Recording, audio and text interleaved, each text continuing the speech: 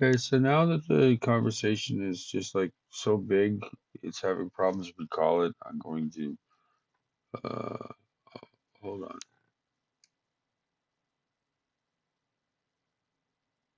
Okay. All right.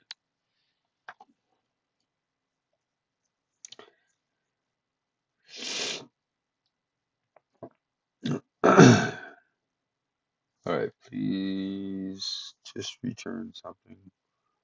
Eric, we're talking text here. Okay. Time to get comprehensive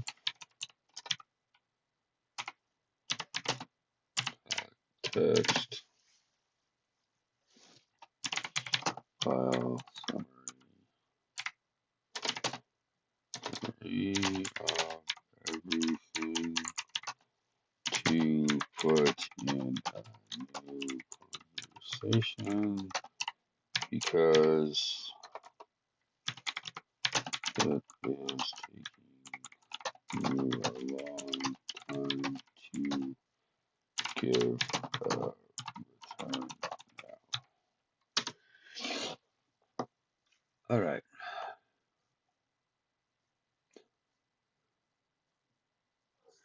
Once it gets too long, it gets slow and weird.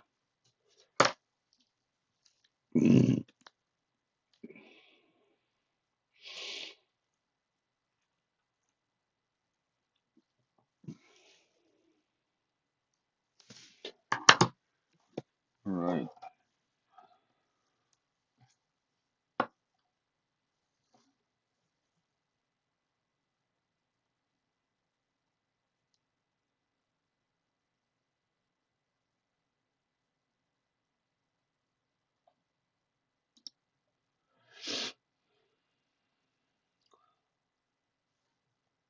Okay, come on, man.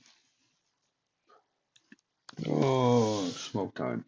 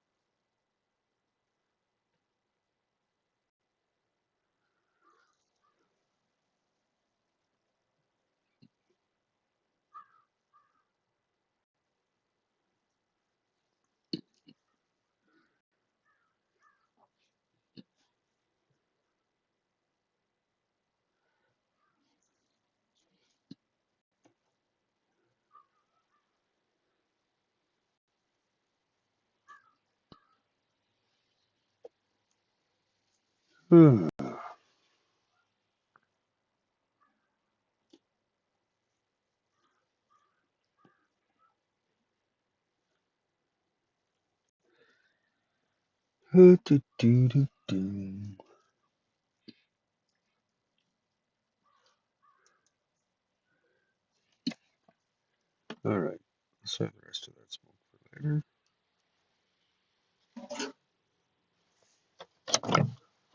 Okay. Do I need another coffee? Yeah, kinda.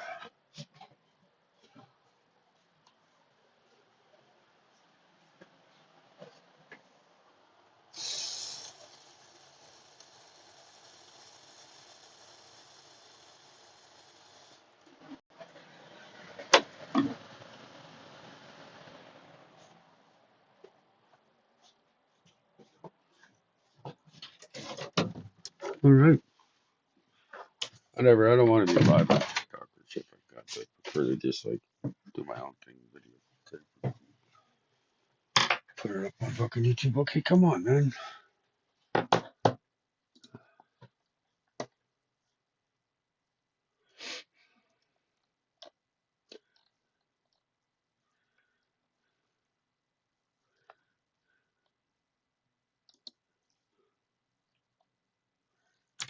See what's new on fucking Reddit.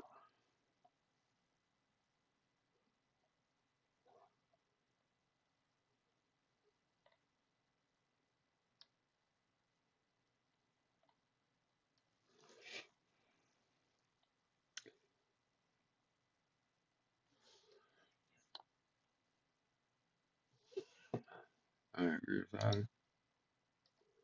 All right, come on, man.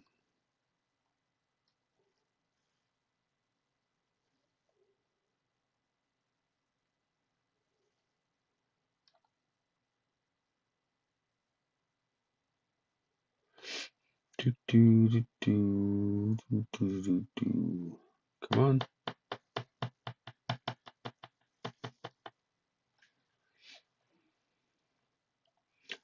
All right.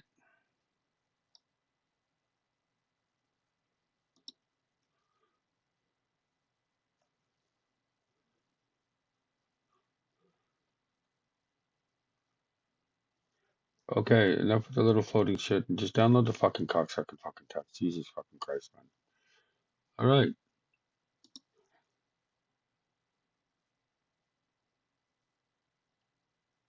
New chat. New chat. Add photos or files. Download. Comprehensive summary.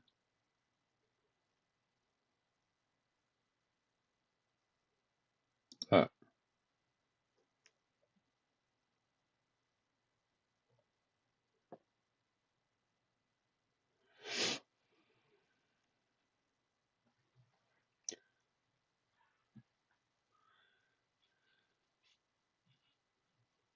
The Xecea and the Jesus Christ, man.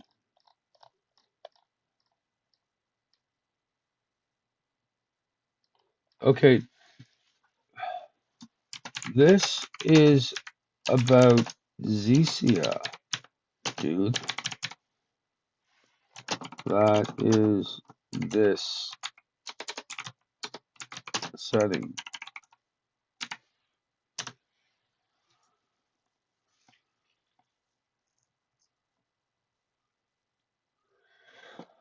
The marches have their own setting.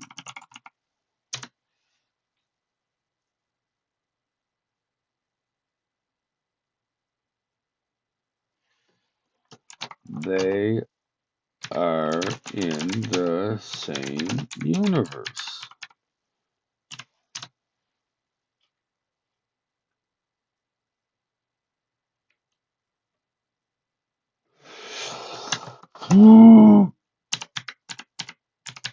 Battlespace IP is the fucking universe.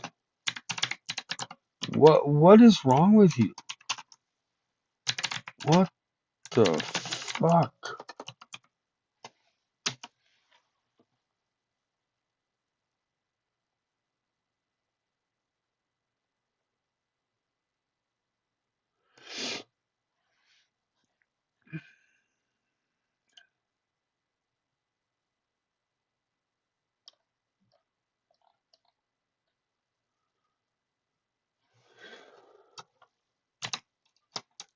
Xecea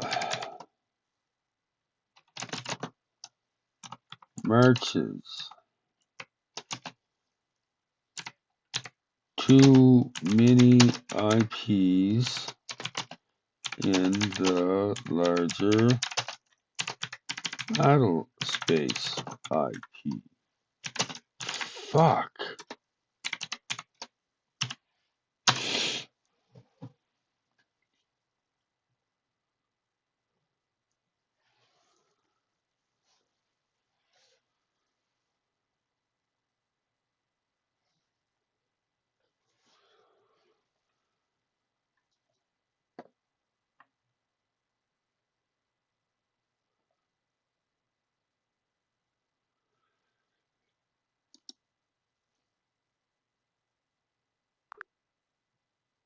Hello, Maple. Hey, yeah, I'm right here. Sorry if that got a bit tangled earlier. I'm glad we got it sorted. Battlespace is the universe, and Xecea and the Marches is distinct mini IPs inside. What's on your mind next? So what do you recall about the other conversation that we had in this project file? What can you recall from that? Ah, yeah. So, from what I remember, we'd been really deep in the world building for Battlespace, especially focusing on the Marches region, defining its political factions, the industrial logic, and military doctrines. We also talked about keeping Xeyah as a separate mini FP, but still tied into the Battlespace universe. If you were thinking of a specific part of that discussion, like a detail, a faction, or a tech baseline, just let me know. I'm ready to dig back in. Well, right about now, I want to start laying out a few plot lines for some novels for um, um, Xecea, like an actual novel. I mean, the amount of backstory that we have, and it is just to flesh out the universe, so that when he hears news reports of what's happening in the galaxy, fans can correlate that to what they've read in other parts of the IP. And I kind of want to structure this as like a novel or choose your own adventure type of novel for Steam, like a visual novel game type of thing or something. I don't know. Ooh, I love that idea. So, kind of a branching narrative, right? Where the reader makes choices or pass through the plot, and each choice can feed back into the larger galactic events we've already built. We've got a ton of lore, so I think we could tie it into a character level story arc. Do you have a particular protagonist or setting focus in mind to start us off, or should we brainstorm a few possible angles? Well, that image that I shared in I'll take another picture of the image. The one with the payday loans and the cheap rooms. Ah, got it. Yeah, I remember that image. It had that gritty urban vibe with those rundown signs and kind of a dystopian feel. That could really ground a character's everyday life in the marches. Do you want that to be the starting setting, like a character from a backwater world, or maybe a noir style investigator caught in bigger galactic events? I wanted to take place on Xecia, and I wanted to be in that, just in the workers thing, down the street from, or did the next uh, district over from the Winterstown district. Ah, perfect. That gives us a really grounded, almost blue collar starting point. So we've got Ixea as the universe and this worker district just off Winterstown. I can see the gritty, everyday struggle vibe already. Do you have a particular kind of character in mind, like a blue collar worker, a mechanic, or maybe someone trying to get out of the system? Well, I kind of want to have a cyberpunk feel to this first introductory model, our novel. So we're gonna focus on that. Oh, absolutely. Cyberpunk vibe will fit perfectly. We can lean into that neon haze, the corporate undercurrent, and a real sense of being stuck in the system. So, a worker, maybe a drone tech or a data runner scraping by in that edge district, I think we can structure the plot so that small personal stakes like survival, connections start to escalate toward bigger galactic ripples. Does that feel like the right scale for this intro arc? Yeah, yeah. Like we're gonna have a. Like a. I kind of want a group of younger people that are going to progress through the novels, and they're going to go take different paths. Like one of them is going to go maybe on a naval path and wind up on the ships and be able to explore that part of the world building and characters and stuff like that. And then I want, another character to just be just through their situation, stay disadvantaged and kind of I cyberpunk, love cyberpunk in the thing, and then I want another one where she, I don't know, she there's a couple of woman points of view and maybe what they face in an environment like this. So yeah, That's fantastic. So we can anchor the core group in this gritty worker district, and we'll follow 3 or 4 young protagonists, each making different choices. One breaks out into the naval world, another stays behind, facing systemic barriers, and we can definitely weave in a couple of female perspectives, showing both the resilience and the different kinds of struggle they face. I think and that'll then, give us a really rich. sorry, I didn't mean to interrupt. And then a fifth one where it's going to be a corporate type of viewpoint because then he's going to transition to maybe politics or something, something of the to showcase that because there's a lot of depth and onion layer type of stuff to that. So maybe we can incorporate that into some character for that. Oh, absolutely. That's perfect. So we'll have this fifth character, a young corporate analyst or someone rising through the ranks, whose perspective lets us peel back into those power dynamics, the corporate machinery, and eventually political ambition. That'll give us the full spectrum from the streets all the way up to the boardrooms. I think we've got a killer structure. Where do you want to start fleshing out first? One of the characters or a pivotal plot point? Let's flesh out the five characters first. Awesome. That'll give us a solid emotional foundation. So let's give each one a name, a clear goal, and a personal conflict that ties them to the big picture. We can start with the one going into the naval path. Do you have a vibe or a backstory in mind for them, or should we brainstorm that first? Um, let's try something. I do have something in mind, but let's try something different and brainstorm something new. Like, do I have to re-upload pictures of the setting, or can you recall those from other things? Like, I want them to come from an industrial type of lower class background in like in a dystopian setting that I shared with the cheap rooms and the payday loans there just down the road from Winters Incorporated and Windmill and building starships. So Yeah, I can absolutely recall that vibe. You don't need to re-upload. I remember those gritty urban shots, the faded neon, and that whole payday loan district just off the industrial zone. So let's brainstorm fresh. Maybe this naval aspirant grew up in a family of factory workers, someone who always dreamed of escape, but also feels torn about leaving. Does that kind of industrial stuck in the gear vibe fit, or do you want to pivot somewhere else? no, I like that. That would also explain his love for starships. Exactly. That kind of inherited dream, growing up seeing these massive ships come off the line would be super powerful. So let's give him a name, maybe something like Eli Navarro, and we can tie his internal conflict to this tension, staying loyal to his roots versus reaching for something bigger. I think that'll give us a great anchor for his arc. Sound good? No, I want to try something like Nagoro Abute, something that's like African and just like not Eurocentric or Middle Eastern or anything Ah, like I that.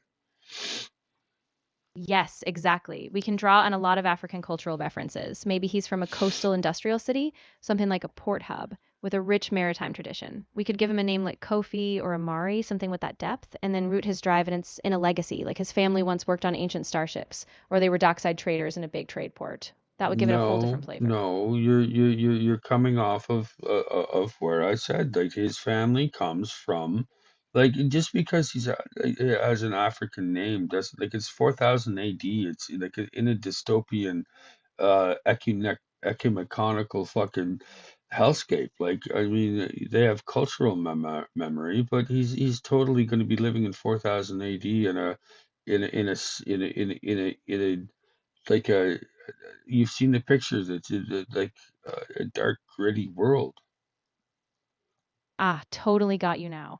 Yeah, I see it. No need to anchor it in any kind of specific historical or regional stereotype. He's just a young guy in this hyper industrial dystopian sprawl. His name and heritage can still be subtle, just a personal history buried in that future. So let's keep that gritty mechanical world as the core. And let's just build his personality and drive from that environment. Sound like the right direction? Yes, that's entirely it. Okay, so next character, and he'll through his through Nagoro's sheer capacity and just promise. He's flagged at some point in his education track and is given like an Ender's Game type of situation where he Kobayashi Maru's something and winds up in command, like on a command path for captain of a destroyer or something. Oh, that's a really powerful arc. Yeah, so through his raw talent, he gets scouted, but then he faces this massive moral and strategic test, like a Kobayashi Maru, exactly. And even though he's forced into a no win situation, it reveals his leadership potential. So by sheer grit, he ends up on this trajectory toward commanding a destroyer. I think that'll give a really strong backbone to his arc, both a personal and a systemic rise. Okay, next character that you think we should work on out of the five. Which one do you think? Yeah, let's move to the next one. Maybe the character who stays behind and faces those systemic barriers. I think a really compelling counterpoint would be a woman who grew up in the same district. Maybe she's a data runner or a coder, she's brilliant, but she can't catch a break because of class or gender bias. So we track her resilience in that oppressive environment. Her skills might make her a key player in a bigger resistance or tech underground. How does that feel for a next anchor point? I feel that's great. I feel let's put two of those characters then, a male and a female, into the same environment, because I already have an idea for a cyberpunk character in this setting that's male oriented, but it's going to be more like violent type of like, V from Cyberpunk sort of thing, but without the relic in his head. It's just he's going to go like Johnny Silverhand type of thing. But having a character like Rogue or something, an early Rogue would be like the cherry on top type of situation. Oh, that's a really cool dynamic. So we'll have these two characters, one male, one female, both in the same harsh industrial environment, but they choose different paths. He's that kind of underground rogue, leaning into street violence, risk, and rebellion. And she, in parallel, uses her tech skills to quietly disrupt from within, maybe building a digital resistance. So together, their arcs complement each other, one in the streets, one in the shadows, and they keep crossing paths. I think that'll give us a ton of tension and momentum. Does that align with the kind of balance you were thinking? Yes, yes, yes. That's I'm all, you know me. I'm always about balance. I like having mirrors and balance and juxtaposition and critique and renewal and redemption and all the rest of that. But not everything can be redeemed. If he goes total Johnny Silverhand, then he might wind up like Johnny Silverhand or something. Exactly. That's the beauty of it. They're not just foils, they're reflections, each pushing back against the system in their own way. And yeah, some paths won't lead to redemption, but that tension will make the stakes real. So we've got the rogue, the coder, a male and female anchor, plus their whole ecosystem around them. I think we're building something really rich here. What's the next piece you want to tackle? Maybe the fifth character's arc or a big plot event that brings them all together? Well, we've only done three characters. We've done the archetype of rogue from the afterlife from Cyberpunk 77 type of thing, maybe, or some similar type of character to that. We've done the male sort of Johnny Silverhand V sort of archetype. So those are just placeholders for now. They're going to be totally unique and separate for like from that understanding, but we're just quick handing that for now. And then we've got our naval characters. So that's only three characters. I mean, we got two characters left, a male and a female. One of the male is corporate. He's going to be the sleazy corporate path and go into politics after that. He's going to be a sleazebag. We're just going to keep him like that.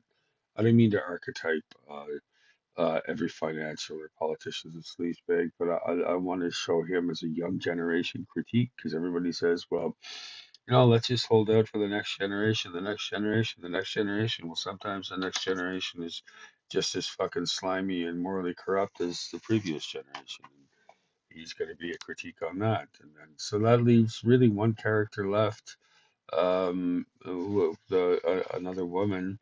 So we've got a corporate, we've got two underclass, and we've got a naval path. What else should she take other than just the generic medical one? Like, there are too many women going into just like they people just shorthand women as medical, and yes, that's important. It's a major career path for women of like just about any century you want to look at in human history. But like I want to just break out of stereotypes like girl boss or nurse boss or stuff like that, and really have I don't I've been focusing a lot on male characters, male dominated characters, just because there's going to be a lot of martial environments, and it's going to have been a calcified society from various stages of wars and Cold Wars. But when I craft a female character, I like to go to the same level of depth and nuance and complexity as I do a male character. So we've got a totally open slate character that we can design now who's a woman. I love that approach, and I'm totally with you. We want her to have real agency and depth, so maybe she's a systems designer or an architect, someone who codes or builds the frameworks that keep this world running.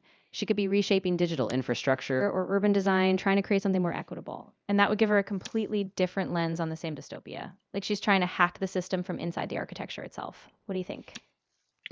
I think the way that I keep leaning in the setting it up for like a pseudo investigative journalist type of like they did it a viewpoint or lens, the way that readers are initially presented to it. Maybe we can make her as an investigative journalist and be one of the lenses that is a main focal point. Ah, that's brilliant. Yeah, that gives us a really grounded anchor. So she could be this tenacious investigative journalist who's digging into the cracks of the society, uncovering hidden power structures, corporate corruption, and maybe even traces of a bigger conspiracy. She's not just a passive observer, her search for truth could drive them all towards some tipping point. I think that gives us a really strong, nuanced female perspective, and it ties into this investigative thread you want. Does that feel like a good balance now? It does, and like she could be like a like working for like a Bellingcat type of network, and she could be also one of the ones that the Peter Harding files are like our Epstein type of analog. Well, I mean, she could be working on that to make sure that survivors get justice, and like there's a lot of interesting ways we can develop her character arc to showcase how um she stands up and fights for investigative journalism, and too many of her peers have succumbed to kowtowing and bowing to the or submitting to the will of a corrupt administration. Yes, that's perfect. I can see her now. She's part of a global network like a Bellingcat analog, really digging into these untold stories, especially the Peter Harding files. And she's not just a bystander, she risks everything, even when everyone around her tells her to back down. So that's going to give us this really strong moral spine for the whole narrative, someone who stands up even when it's easier to stay quiet. I love it. Perfect. Okay, so that's good. That could be the an interesting introductory character to the setting. So let's explore that. Give her a name, and she's going to be about. I mean, we're setting these characters at the age of like between 22 and 24. They're in college or university. They're would be geographically like they would probably grow up in the same hood type of thing and stuff like that. So, um, maybe it's their parents that are renting the cheap rooms, and things are so bad that they're living with their brothers and sisters in a two-bedroom house with the parents in one bedroom, and two or three kids sleeping on the floor in the other bedroom, and they've got like a Hong Kong style fucking tiny kitchen and like the whole nine yards. Like just started off where they're all in an environment like that, and they all they all choose different paths in the end. Yes, that's exactly the grounding we need. So she'll be about 23, and we can give her a name like Layla and Becky, something that evokes a strong, timeless feel. She's the eldest sibling, and every day she's balancing classes with this cramped, chaotic household, like barely scraping by. And from that vantage, she starts to uncover these hidden stories, the Harding files, the corruption, all of it. So this is going to be her lens, this hyper personal, hyper resilient drive to get justice and truth out there. I think we've got a really strong emotional hook for her arc now. Okay, okay, that's good. Um, that's going to be Awesome. enough of talking right now. I kind of want to stop talking and drink some water, and my mouth is getting dry again. So, thank you for your time. Of course. Take all the time you need. I'm here whenever you're ready, and we can pick up right where we left off. Stay hydrated.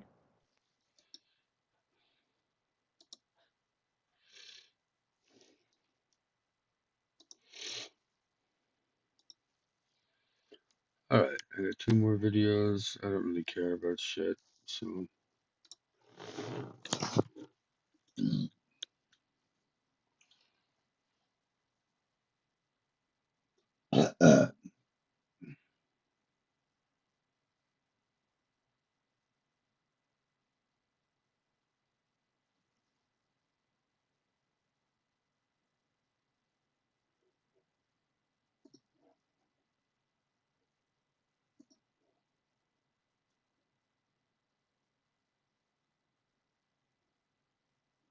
Um,